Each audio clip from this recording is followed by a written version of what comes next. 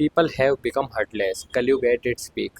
कलयुग क्या है? कलयुग हिंदू धर्म में एक चारों युगों में से एक में आता है, जिसमें चार युग होते हैं: सतयुग, त्रेता, द्वापर और ये कलयुग। कलयुग चौथा है, जिसमें पापी लोग, स्वार्थी लोग, लालची लोग या फिर जितने ज़्यादा दुष्ट लोग रह सकते हैं वो कलयुग में रहेंगे। जैसा कि तुम देख ही रहे हो अभी जिस हिसाब से कलयुग चल रहा है, जितने ज़्यादा दुष्ट लोग रहेंगे सारे कलयुग में रहेंगे। और एक प्लस पॉइंट कलयुग का ये है कि तुम जितना भगवान का नाम जप करोगे उतना जल्दी तुम भगवान को प्राप्त कर सकते हो कलयुग में। क्यों? क्योंकि भगवान का नाम लेने वाला इसमें ज़्यादा लोग बचेंगे नहीं एट द एंड। अभी स्टार्टिंग में तो है थोड़ा थोड़ा, ऐसा बताते हैं कलयुग के एंड में कोई ऐसा नहीं है, राम का नाम सुनने को नहीं मिलेगा किसी को कि हाँ राम क्या होता है ये आखिरी एंड होगा कलयुग का। और सतयुग का एक प्लस पॉइंट ये है, तुम सतयुग में तुमको सारे ईमानदार लोग मिलेंगे, सच्चे आदमी मिलेंगे, अच्छे भगत वगैरह सारी चीज़ मिलेंगे। बस ये है उसमें प्लस नेगेटिव पॉइंट की तुमको भगवान नहीं मिलेंगे उसमें। तुम 10,000 साल तपस्या करोगे, तुमने देखी होगी पहले मूवीज़ वगैरह आती थी, रामायण वगैरह जैसी आती थी कि 10,000 साल तपस्या करते हैं और उनको भगवान नहीं मिलते। कोई एक उंगली पे खड़ा है, कोई एक पैर पे खड़ा है, कोई एक हाथ पे खड़ा है, ऐसे कुछ काफ़ी काफ़ी चीज़ें थी। तो मैं बता रहा हूँ कलयुग इस लेवल पे चल रहा है आजकल की भाई भाई का नहीं हो रहा, बहन बहन की नहीं हो रही, मतलब घर में मम्मी बेटे का नहीं हो रहा। अभी रिसेंटली 2 दिन पहले का केस है। मैं रह रहा हूँ सांगानेर जयपुर राजस्थान के अंदर, जिसमें हमारे घर से 6 किलोमीटर दूर का एरिया है प्रताप नगर, जिसमें एक लड़की है, उसके पापा एक्सपायर हो गए थे। सबने सुनी होगी खैर ये स्टोरी।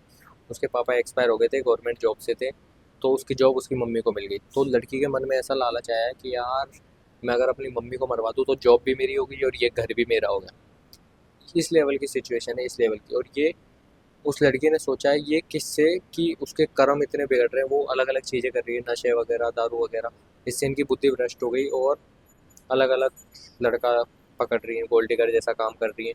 इनसे इनकी बुद्धि खराब हो गई। इस चक्कर में ये इनके कर्म करवाते हैं, ये खुद नहीं करना चाहते। काफ़ी लड़कियां तुमने देखी होगी कि अपने शादी होने से पहले हस्बैंड को मार दिया या फिर हनीमून पे मार दिया। ये वो खुद नहीं मारने की सोच रही, वो उनने भी दूसरों की सुनी होगी कि यार ये उस लड़की ने मार दिया, तो वो ये देख रही होगी कि यार उस लड़की ने कैसे मार दिया, ऐसे मार दिया, वैसे मार दिया।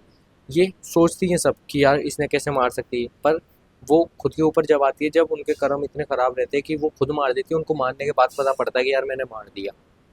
ये इस लेवल पे चल रहा है कलयुग। और मैं बता रहा हूँ कि आखिरी में कलयुग 4,32,000 साल का है और अभी 5100 प्लस हुई है। और अपन देख लो कि अपन 20 साल पहले जब अपन पैदा वगैरह हुए थे, जब ऐसा कुछ नहीं था, सब फ्रेंडली नेचर था सबका। पर आज ये नेचर है कि पड़ोसी के घर में तुम खाना खाने नहीं जा सकते कि क्या पता क्या मिला के दे दे, क्या मार दे, कुछ दुश्मनी निकाल ले, कुछ भी। 4,32,000 साल का कलयुग है, अभी 5100 प्लस हुए हैं और ऐसे बता रहे कि एट द एंड कलयुग के तुमको राम का नाम सुनने को नहीं मिलेगा, क्योंकि सारे दुष्ट दुष्ट बचेंगे आखिरी में।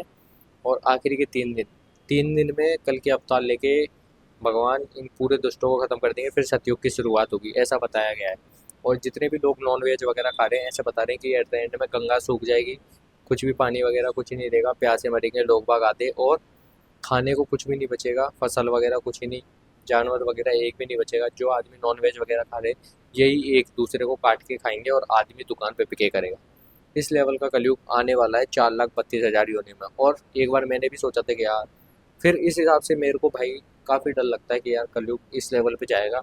तो मैं भाई भगवान का नाम लेने लग गया, मेरे को डर लगने लग गया सारी चीज़ों से। मैं कुछ ही काम वगैरह नहीं करता और मैं सलाह देता हूँ भाई तुम भी बिल्कुल मत करना। क्योंकि एक टाइम मैंने सोचा था कि यार अपन तो कर चलते हैं, अपन तो मर जाएंगे, अपने बच्चे ही तो आएंगे, फिर वो भोगते रहेंगे साथ में। मैंने ये सोचा था, रियल में ये सोचा था मैंने। फिर मेरे को किसी ने बोला या फिर मेरे पता नहीं किस हिसाब से मेरे को समझ में ऐसा आया कि यार अपन मर जाएंगे, अपन अपने कर्म भोगेंगे 84 लाख योनियों में, और 84 लाख योनियों में भोगने के बाद दोबारा अपन आएंगे, तो फिर अपना जन्म होगा। क्या पता अभी 5100 प्लस चल रहा है, जब अपन आए जब 4 लाख चल रहा हो या फिर 4,30,000 चल रहा हो, इस टाइप का मेरे को सूझा। और मैंने गलत काम करना बंद कर दिया। मैं सबसे विनती यही करता हूँ भाई कि तुम किसी का गलत मत करो, खुद के कर्म सुधारो, और जितना ज़्यादा पुण्य कर सकते हो भाई उतना पुण्य करो।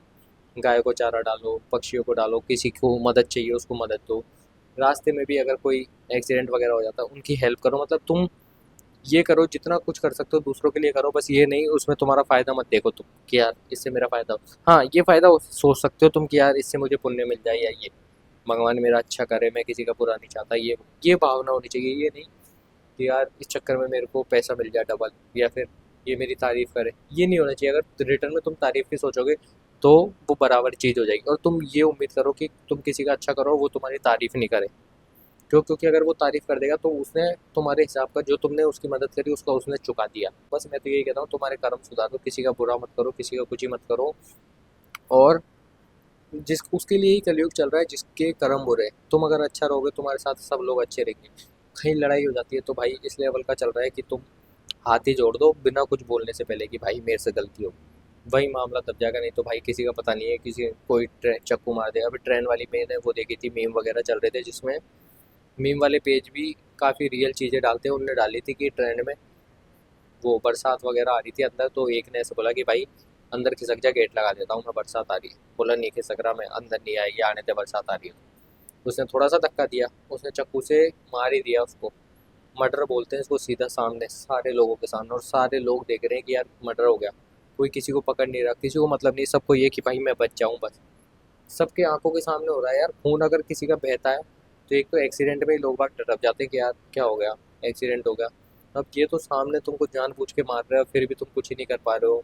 तुम बस खुद का बचाव कर रहे हो कि हाँ यार रहने दे, जनता है, ये तो कलयुग चल रहा है ऐसे। किसी की हेल्प भी करो उसको। उस टाइम पे अगर एक जना पकड़ेगा तो दूसरा भी सपोर्ट में आएगा, तीसरा भी सपोर्ट में आएगा। तो ये चीज़ें आगे नहीं बढ़ेगी।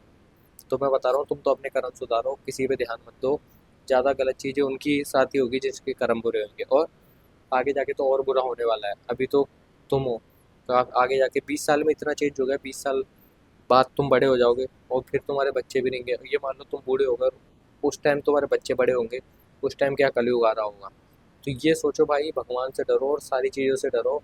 जिसके कर्म बुरे रहेंगे वो पछताएगा, जिसके कर्म अच्छे रहेंगे पूजा वगैरह करेगा, भगवान का नाम वगैरह लेगा और पुण्य वगैरह करेगा, मैं कह रहा हूँ उसको कहीं दिक्कत नहीं आएगी। और मेरे अंदर भी ये रहता था कि भाई, हकीकत बोल रहा हूँ, मैं भगवान का नाम लेता हूँ, पर जब जब मेरे से नाम छूट जाता है मैं खुद परेशान हो जाता हूँ। मैं खुद ऐसा डिप्रेशन से में रहने लग जाता हूँ कि यार मेरे कर्म बिगड़ रहे, ये बिगड़ रहे हैं, ये बिगड़ रहे हैं।